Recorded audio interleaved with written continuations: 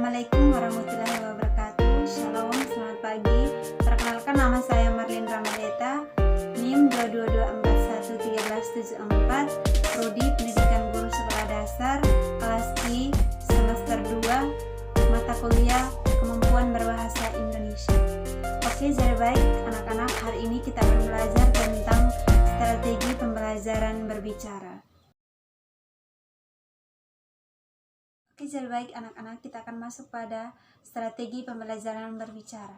Strategi pembelajaran berbicara adalah suatu cara atau metode yang dilakukan oleh pendidikan kepada peserta didik dalam upaya terjadinya perubahan pada aspek kognitif, afektif, dan psikomotor.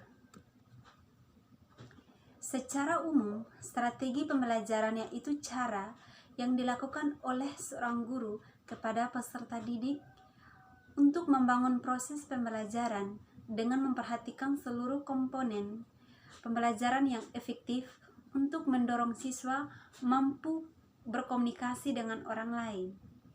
Oke, selanjutnya kita akan masuk pada ketepatan memilih strategi.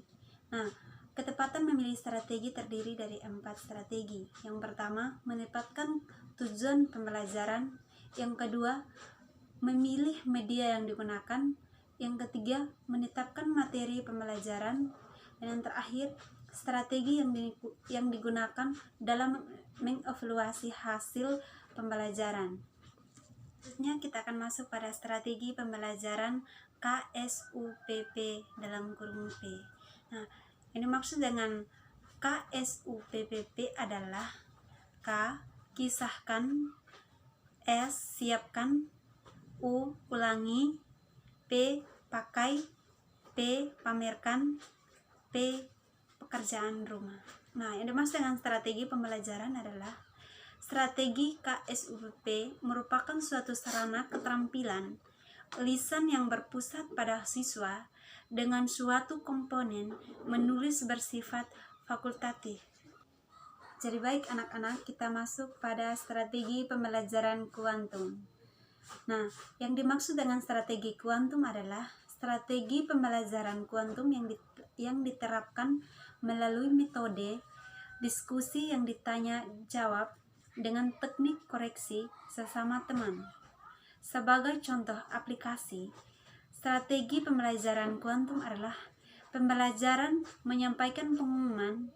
Media yang dapat digunakan dapat berbentuk video, penyampaian pengumuman. Anak-anak, terdapat beberapa unsur dalam strategi pembelajaran kuantum, yaitu tandur. Nah, anak-anak, apa kepanjangan tandur? Kepanjangan dari tandur adalah T, tumbuhkan, A, alami, N, namai, D, demonstrasikan, U, ulangi, R, rayakan. Nah, tumbuh, alami, namai, demonstrasikan, ulangi, rayakan. Nah, selanjutnya kita masuk pada strategi pembelajaran kooperatif berbantuan objek langsung. Menurut Adler 2011, cara ini lebih bermakna karena disebabkan siswa dihadapkan pada peristiwa dan keadaan yang nyata, secara alami, lebih nyata, lebih efektif, dan dapat dipertanggungjawabkan. Nah, strategi pembelajaran ada tahap prosedur pembelajaran. Kooperatif yaitu penjelasan materi, belajar dalam kelompok, penilaian, dan yang terakhir pengakuan tim. Oke anak-anak, sekarang kita masuk pada strategi pembelajaran heuristik. Nah, dalam strategi pembelajaran heuristik ini bisa diterapkan pada pembelajaran berita dan diterapkan melalui metode penugasan, diskusi, tanya jawab, dan demonstrasi dengan teknik storytelling berbantu media personal fotograf atau foto sendiri. Nah, terdapat teknik range dalam strategi pembelajaran heuristik. Itu ada 3 teknik range. Nah, anak-anak, ada yang tahu kepanjangan RACE dalam berbahasa Inggris? R artinya read, membaca. E, explain, berbicara. ES, emulation style, itu bermain peran. Anak-anak, kepanjangan range dalam berbahasa Inggris adalah read, explain, emulation style. Selanjutnya kita masuk pada strategi pembelajaran berbasis masalah. Nah, menurut Egan dan Kuachak, terdapat 3 karakteristik utama dalam pembelajaran ini. Nah, yang pertama, penentuan tema yang diangkat menjadi topik masalah. Kedua, proses yang didesain untuk memecahkan masalah. Ketiga, kemampuan guru mengawal interaksi pembelajaran. Nah, menurut Arens, Abbas 2000 dalam Hosna 2014, kriteria menyodorkan masalah yang akan dipecahkan oleh peserta didik, yaitu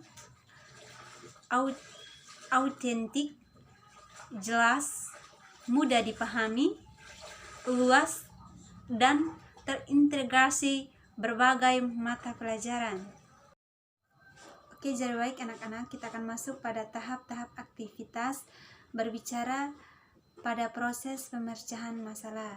Nah, tahap-tahap aktivitas terdiri dari 5 tahap. Yang pertama, tahap menyampaikan ide atau gagasan. Contohnya sebuah informasi atau sebuah ide yang ingin kita sampaikan. Yang kedua, tahap penyajian fakta yang diketahui.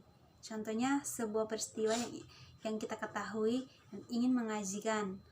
Ketiga, tahap pembelajaran masalah. Lalu yang keempat, tahap menyusun rencana tindakan. Yang kelima, tahap mengevaluasi. Oke, jadi baik anak-anak, pertemuan kita sampai di sini saja. Semoga dengan adanya video ini dapat meningkatkan strategi pembelajaran dan kiranya Tuhan Yesus memberkati.